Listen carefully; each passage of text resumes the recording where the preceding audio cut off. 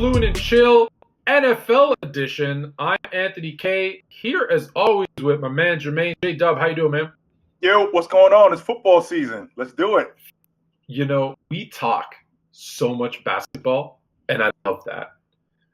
But I got to be honest with everybody. For the people at home, for you, you know this. I'm a football head. 12 months out of the year, I'm doing something NFL related. So I love football. So I love the fact that we're doing this. And we're going to just jump right in because there's been some stories that have been long lingering, and there's some new stuff. So I'm going to start with the first one. Aaron Rodgers comes out at the beginning of the offseason basically saying, I'm not playing for the Packers anymore. The Packers say, well, we're not trading you.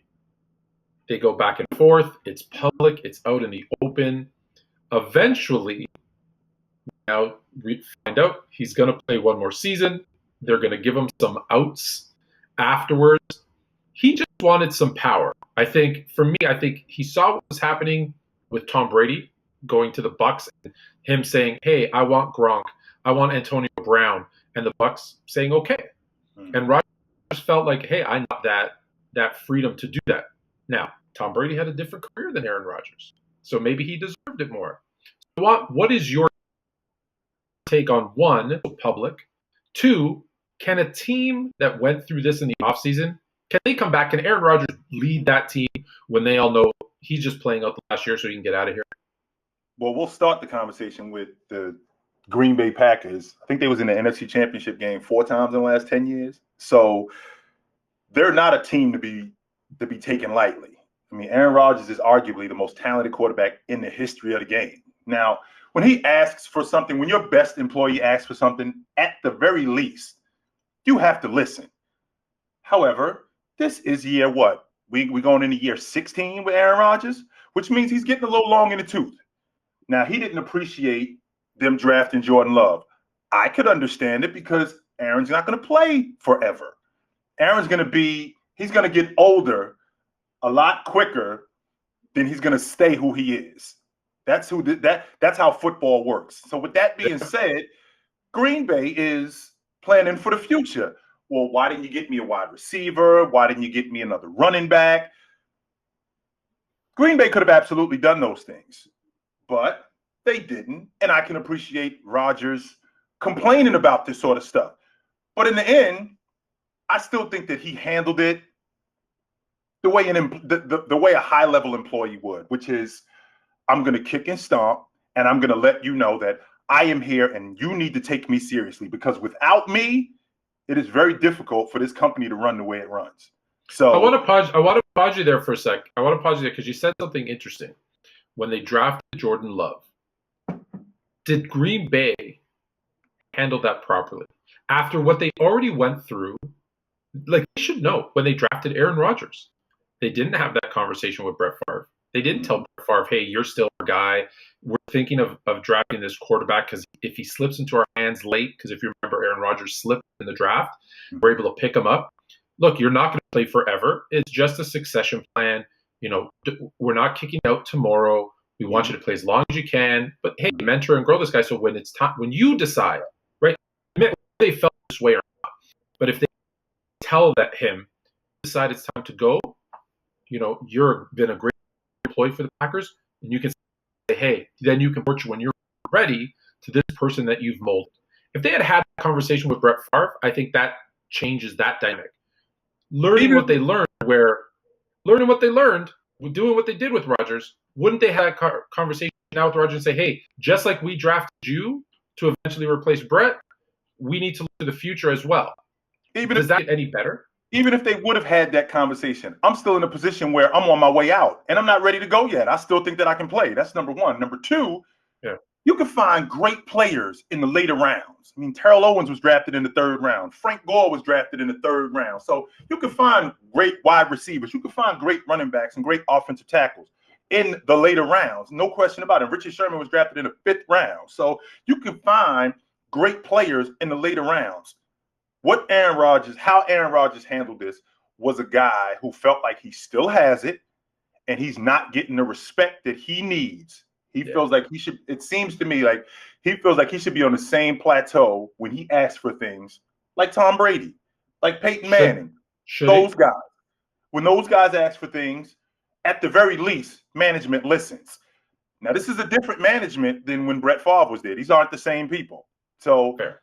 I also think that without having an owner, like the Cowboys got an owner, Indianapolis has an owner. So I don't think this would have went nearly as far as it did had they had an owner, an actual owner who we could walk down to his office and we can have a discussion, or he'll come see me and say, listen, this is nonsense. I'm gonna take care of this. You're our guy. We're gonna take care of this, as opposed to, we got a bunch of chefs in the kitchen, and who is exactly running this thing. So there's a figurehead. There's a figurehead, but yes, the team is owned by the people. So right, I agree with you on that one for sure. So with that being said, I'm looking at a guy in Aaron Rodgers who I think he's coming to the end of the line in Green Bay. I don't think he's washed. I don't think he's washed yet. I still think he's got some good years left, but he did ask. If I'm not mistaken, he did ask after the 49ers beat them in the NFC Championship. He did say, quote, we have to get these games. We got to get some playoff games in Green Bay, because I think that we'd be a lot more efficient if we did that in Green Bay, and teams have to come to cold weather. End quote. He said that. Well, Tampa came up there in the NFC Championship and they handled them. You got what you wanted, but it seems like it's always something else. Well, coach didn't go for it on 4th down and 5. I think that he's been put in a position plenty of times to win, and he has not delivered. Yeah. Listen, here's my thing. I understand as a player, as an athlete, I want the best players around me, right? Like, we talk about basketball all the time, and super teams this and super. Listen, if I'm able to get all the best players on my team, I'm going to do it. And so I get him from that perspective, saying, hey, I've got a great wide receiver in Devontae Adams, but other than that, I really haven't had much around me. And one situation is you can use that as an excuse, or, hey, let's compare him to Tom Brady, since that's who he wants to be complained with. When did Tom Brady have a top-tier receiving corps? Never. Right? Never. He dealt with the pieces he was given. And so as much as I agree with Aaron Rodgers that, look, they haven't done many favors, I also got to look at the other side and say, has Aaron Rodgers come through and elevated those guys to the point? If you're good enough to make it to the NFC Championship game, you're good enough to win. I say this all the time. If you're good enough to make it to the Super Bowl, you're good enough to win. Facts. Now, some things might not happen. Yeah. Rewind the clock, Tone. Rewind the clock back to 2014 in the NFC Championship game against Seattle. Russell Wilson is trash. He threw 3 interceptions that day. In fact, the reason why we're gonna lose is gonna be because of me. That's what Russell Wilson is thinking. Y'all should have won that game. Instead, Seattle basically put the clamps on them, and I can appreciate it's the Legion of Boom. However, you had a legit shot to win that game. That game went into overtime, and you didn't deliver. So it's not always everybody else's fault, especially when it comes to this guy. Yeah. Listen, you go to overtime. If you go to overtime, I get it. Like I said, the ball bounces a certain way, certain things happen, a call here, a call there. I'm understanding of all those things, but I'm also want to say, hey, if you're good enough to make it there, you're good enough to win. So that's one quarterback who's coming back into the fold. I think he's done after this year in Green Bay. To another quarterback now who was going to be, I feel bad for Carson Wentz, because he was on an MVP pace. Then he gets hurt. He gets replaced by a backup who goes on a historic run. The team wins a Super Bowl. They put his statue out in front of the stadium and then bring you back as the starter, and he's on another team doing nothing. I don't know how that plays to your mental psyche. And now you go to this other team where you're reuniting with that guy, that Frank Wright, that coach who helped you get there to that MVP status. Mm-hmm. And what happens in the first training camp there when everyone's like, hey, the Colts are there. They've got the offensive line. Now they have some offensive line issues since then, but at the time, they have one of the best offensive lines in football. They have a really good defense, a really good coach, weapons, skilled positions. They just need a quarterback, right? They tried the, I hate to use this term, but old man Rivers, right? Came in, did the best he could, but hey, so they're like, hey, Carson Wentz, healthy, we have a shot. Like, we're talking Super Bowl potential for the Colts. Now he gets hurt. Mm-hmm. And what's the first, and And what's the first name that people start throwing out to cover him when he's hurt? Yeah. Nick Foles. This The guy. same guy with the statue. Oh no. You can't do that to him, right? Like, No, you can't. can't. They got to find someone else, because No. if I'm Carson Wentz, I'm like, I'm out. Like, if you Okay. bring in Foles, I'm out. Mm. And he come back. What do the Colts do now? Well, the problem that we've had with Carson Wentz over the years was his ability to hold up. His ability to play, that just came into play last season. I mean, he was pretty solid. He had an MVP season before he tore his knee up. And not only that, this is the same guy who, I mean, I said this a couple years back when he was at North Dakota State. I'm thinking to it's interesting because the Niners just drafted Trey Lance, and I'm thinking to myself, they're clearly doing something right up there at North Dakota State. I mean, this is a team that won the national championship 3 straight years. So I'm thinking to myself as a 49er fan, how about we send somebody up there? Because maybe our quarterback is up there. Maybe let's go see what they're doing. So Carson Wentz comes in, and he's lighting it up. He's cerebral. He's good in the pocket. He's good with the long ball. The problem was after he got hurt, I think his confidence was shaken. So with that being said, we move over to this season in Indianapolis where he's now got a fresh start. Okay, I'm ready. I got a really good offense. This team in Indianapolis, they're right at the doorstep. You know, you take Phillip Rivers out, we put Carson Wentz in, and we're right at the doorstep. Now he gets hurt. So where do we go from here? Well, it turns out the injury isn't that bad. You know, they were talking about 5 to 12 weeks. Well, It's not that bad. So that's a good thing. It's not like he broke his leg and he's out for 10 weeks and we got to scratch him for the season because, like you just said, if we got to bring Nick Foles back in here, forget it. It's a wrap.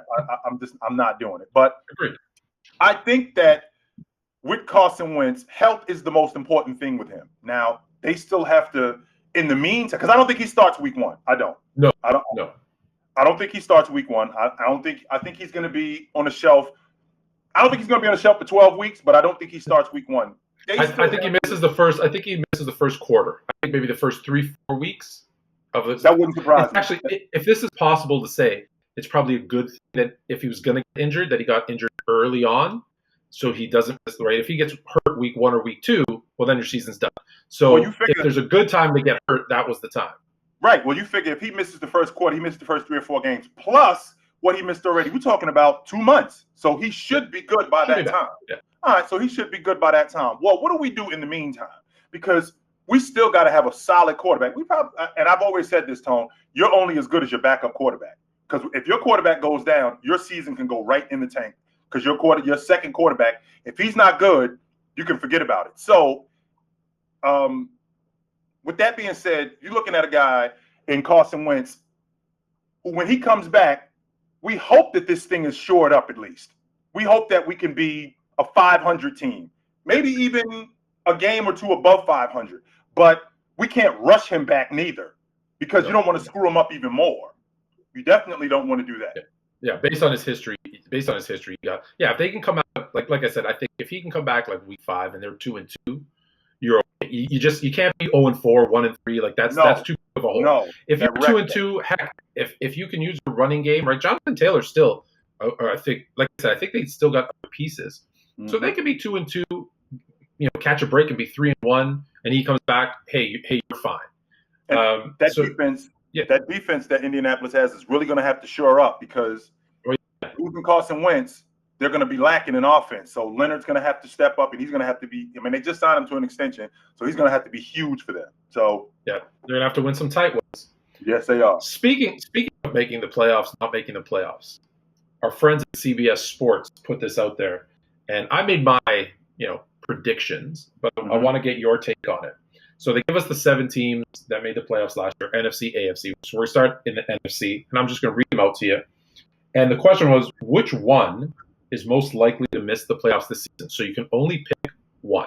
So last year we had the Packers, the Bucks, by their old name, the football team in Washington up there, the Saints, the Rams, the Seahawks, and my beloved Bears. Watch yourself on this question. Which is the team?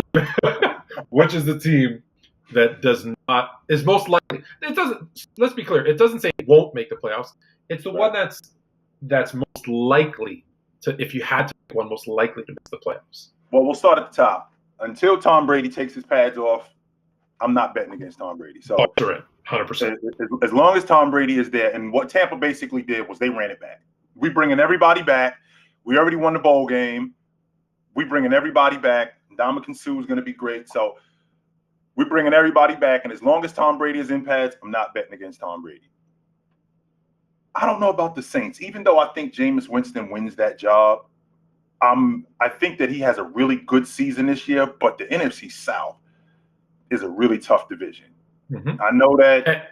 And keep in mind, it's going to have to be wild card, right? Because we're assuming the Bucks are winning that division. Yeah, I think they are winning that division, which means that if the Saints are going to be a wild card, they're going to have to win 11 games. I don't know if they win in 11 games. They're going to have to win 11, 12 games in order to get that wild card spot. So the Saints might be on the outside looking in, but I do think that Jameson, I think he has a better season this year. I think he wins that. I think he wins that job, and I think he has a better season. I think Green Bay will be back. I don't know about your Bears, and I know that I don't want to rush Justin Fields. And just hear me out for a second. I don't want to rush Justin Fields. Now, I know how you feel about Andy Dalton. Andy Dalton is a 7-year starter, but we saw what he did with the Cowboys last year. Justin Fields is your future. I'm not sure he looks great, but he looks great against second and third unit guys. I don't want to throw him out there and screw him up. Especially now we've banged up on the offensive line, so we've got some on top of that. So I'm not ready. If you start the season we're 2-5, okay, then maybe let's start looking in his direction and get him some reps, because this is not something that's going to be fixed overnight. So let's see. In the NFC South, I think Tampa's going to be back. In the NFC East, I think the Cowboys are going to be back. I can't believe I'm vouching for the Cowboys. I can't believe you said that, but yeah. Yeah, I can't believe I'm vouching for the Cowboys. I think the Giants are going to be something to deal with. I know what Washington is. I absolutely know what Washington is, but I think the Cowboys are going to be back. I think in the NFC South, Tampa's going to be it. In the NFC North, I think Green Bay is going to be it. And in the NFC West, I want to say my 49ers, even though, Jimmy G, when he's upright, he wins 80% of his games. If healthy, the problem is healthy. That's the difference. Now, I'm not sold on Matt Stafford. I'm not. I wish I could tell you, Tone, that I was sold on Matt Stafford. I think he was before he got to Los Angeles, 5-26 against teams with winning records. Now, he's definitely a big time quarterback when it comes to throwing the football, absolutely. But when I think that Stafford is a better version of Tony Romo, and people kill me when I say that. That's what he looks like to me. He's like a better version of Tony Romo. So those are the four division leaders. Now, when you talk about the NFC West, I think Seattle's going to be back. Yep. You talk about the NFC South, I don't think anybody. I think it's one team that comes out the NFC South. Out the NFC East, it's going to be either between It's going to be either between Washington. I'm laughing because I'm talking about the Cowboys, and every year is their year. Every year the Cowboys are winning. The Cowboys have been winning it since we've been in college. On paper, I think they're 25 straight Super Bowls. That's what I'm saying. The Cowboys, they've been winning it ever since we've been in college. So in that NFC East, the other team, I think it's either going to be the Washington football team or the Giants. I don't think the Giants are there yet, but I think Danny Dimes takes a big step this year. I think he does. And then the NFC North, I think it's just the Packers. And I wish I could say that Minnesota's going to be better because they got a really good wide receiving call. Cousins is the guy who makes me nuts, though. Because 1 minute Cousins looks like a Pro Bowl quarterback, and not a Pro Bowl quarterback, like an All-Pro quarterback. And the next minute he looks like, what is this dude doing in the NFL? Why is he here? So that's as far as I'm going with those guys. So you got to pick one. So is it Washington, the Saints? It sounds like Washington, the Saints, or the Bears. Which one is most likely to miss? You got to give us one. The Saints. I think they're out. All right. So here's where I am. I think Tampa Bay. I think those two are in. I think Seattle's in. the ones that I have on the cusp. I'm not picking against my Bears, so my Bears are in. So I think the Saints, I think the Saints are actually going to surprise a lot of people. I think they're going to be the surprise team because right now they're flying under the radar, and I think people forget. They think of the 30 interceptions that Winston threw his last year in Tampa Bay. I think they forget how good he is. I think they forget that was part of Bruce Arians' offense is to take chances, and you're going to throw. Tom Brady threw a lot of interceptions last year. Not as many as Winston, but he still threw more than he usually does. Winston did throw. He threw 33 touchdowns that year and 5,000 yards. So. And that's what people forget. And I think in a Sean Payton offense, he's going to take care of the ball a little bit better, and he's got better weapons. He always has Alvin Kamara to dump it off to. You know what I mean? Like, so there's always that safety blanket. So I think the Saints actually stay in as a wild card. So for me, it comes out to two teams. One of them is going to surprise you. So I'm going to start with the non-surprise, which is Washington. Why do I say Washington? The same team has not repeated as NFC East champs in the last decade. So am I going to put my money on and say, well, Washington's going to break that trend? No, I'm not. Although I think they're going to be improved on offense because I like Ryan Fitzpatrick. He's still not that stable elite quarterback. He's just a really good quarterback who, much like Kirk Cousins, looks like an all-pro, then looks like how is he in the NFL? From play to play, not even just game to game. Fitz just seems to stick around, man. I don't know what it is about Fitz, but he just seems to hang around, man. Because when he's good, he's so good. Yeah. Like, and so do I think more than one team's coming out of the NFC East? No, I do not. So that's why if I had to pick, it's going to be between them and the team that I think is going to be the biggest disappointment in the NFL this year. The Rams. I got a lot of slack. I wouldn't be surprised, Tony, if they finished last in the NFC West. That wouldn't surprise me. I don't trust Matthew Stafford. And I've had people respond to me when I put that out there and they said, he's going to surprise you. He hasn't for the last 12 years. No, he hasn't surprised me in the last 12. So now, is the defense good enough? Yeah, but I think they're in the toughest with a healthy 49ers, a revamped Seahawks team, a Cardinal team that I think is going to be an Arizona that I think is going to be better than people think too. Like if you look at Arizona, they've got the quarterback, they've got receivers, they've got an improved defense. I know that's still the question mark, but they've got an improved defense. They've also got a running game.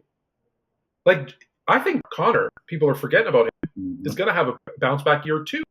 So that play calling in Arizona is what trips me up because I like what they have in terms of their weapons offensively with Murray and they probably have the best wide receiver. They have arguably the best wide receiver in the game. I can't believe that Houston just handed him over for a bucket of extra crispy and a six-pack. That was incredible to me.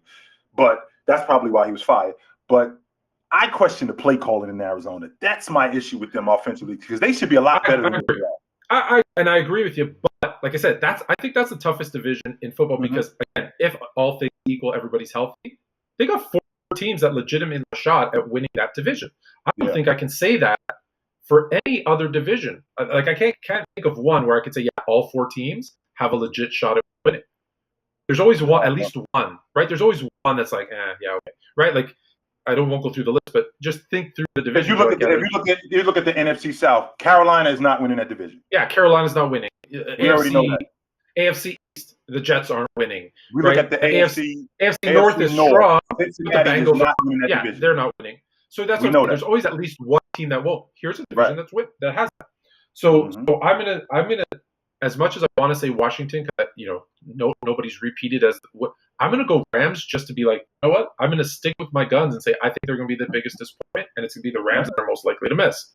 Okay. We're a little short on time, so I'm gonna give the AFC ones, and let's because I know we are short on time, but I still want to do it because it's important. So I know this is the one you're gonna pick, so I'm gonna start with them. Kansas City, the Bills, the Bills. The Titans, Tennessee Titans, the Pittsburgh Steelers, Baltimore Ravens, Cleveland Browns, Indianapolis Colts. The Colts are going to be tricky. I think the Colts are going to be tricky. I think Cleveland's going to surprise some people. I don't like the dynamic between Baker and ODB. Something's not correct with them two. When ODB's out the lineup, they are much better. And right? they are, man. And the numbers just prove it. Something's going on with ODB and Baker where this is just not working. I don't know what the problem is because ODB is great as a wide receiver. And I think that Baker, I think he's an above average quarterback. I don't think he's great, but he could have guys around him who make him great. But Beckham Jr., that thing is just not working.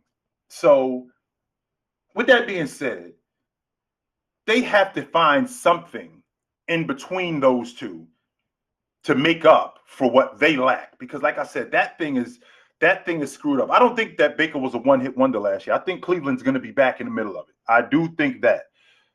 Tennessee, now, if they can continue to do what they're doing, and we already know what their offense is, it's Derrick Henry.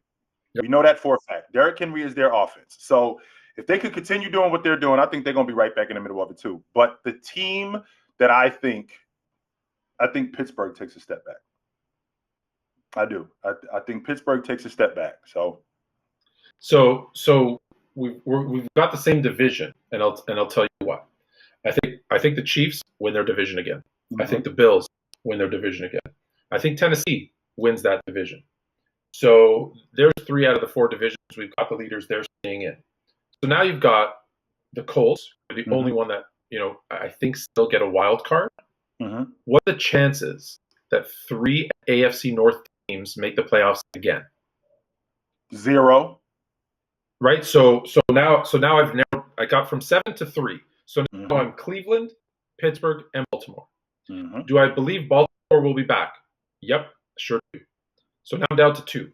Mm-hmm. So now I'm between Pittsburgh and Cleveland. Now I'm of a different opinion than you. I don't think Cleveland wins 10 games this year. I don't think whatever that dynamic is. I still don't trust Baker. Let me ask you this, Tom, as a wild card team in the AFC, how many games is it going to take to get in? I think you need to win 9 or 10 games. Okay. And that's where I have Cleveland at 9 or 10. And I think it's going to be just like last year. It's going to be like a tie break. And then, it's a coin flip on the Browns. Now, I said that yesterday, and of course, right away, oh, you're a Browns hater. No, I'm not a Browns hater. I'm just not a Baker believer, right? I believe I love their defense. I love their offense, skill positions. Baker makes me very nervous. I feel like if they had a chance, like there was rumors, I don't know if this is true, but if they had a chance to trade Baker, like for Aaron Rodgers was the rumor or other, I'd do it because I still think they're a quarterback away. I think, to your point, I think he's good. I don't think he's great. And I think with guys like Landry and Odell and those guys, you need a quarterback that can handle those egos. And I think that might be the issue between Odell and Baker. They both see each other kind of on this level, and I think that's maybe where they clash. I don't know. If Green Bay calls you up and they ask for Baker Mayfield and 2 1s and you pass as a GM, you're fired that day. Now, I'm not saying it's rumor, right? Day. It's rumor. I don't know. Yeah, you're fired. Of course, yeah, you do it. You have to do it because even if you think Rodgers only has 3-4 years left, who they have at running back with Nick Chubb, who they have at the receiving corps, you make that call and you go to the Super Bowl 2 out of those 4 years, I would bet. Absolutely. Now, so everyone's now, of course, expecting me to say the Browns. Unfortunately, I think it's going to be the Steelers. I think the Steelers, I think Ben Roethlisberger is not going to be the same guy we saw coming back. And I think they're the ones that take the, I think Cleveland and Pittsburgh both take a step back, but I think Pittsburgh takes the bigger step back and they just miss it. Like, I'm not saying they're going to have I think you're going to see a situation where like the Browns, the Steelers, and another team have like 9-10 wins, and it's going to be on a tie break, and the Pittsburgh Steelers that are the odd men out this year. Most likely, not guaranteed, because that was the question. Most likely. So I'm with you then. I think we both got the Steelers. Yeah. So that ends it for this week, Fluent and Chill NFL edition. Don't forget to check out the NBA edition every Wednesday, NFL on Fridays, TikTok live 8 p.m. every Monday, and subscribe, send your comments, and let us know what you want us to talk about next week. Till then. Take it light, but take it.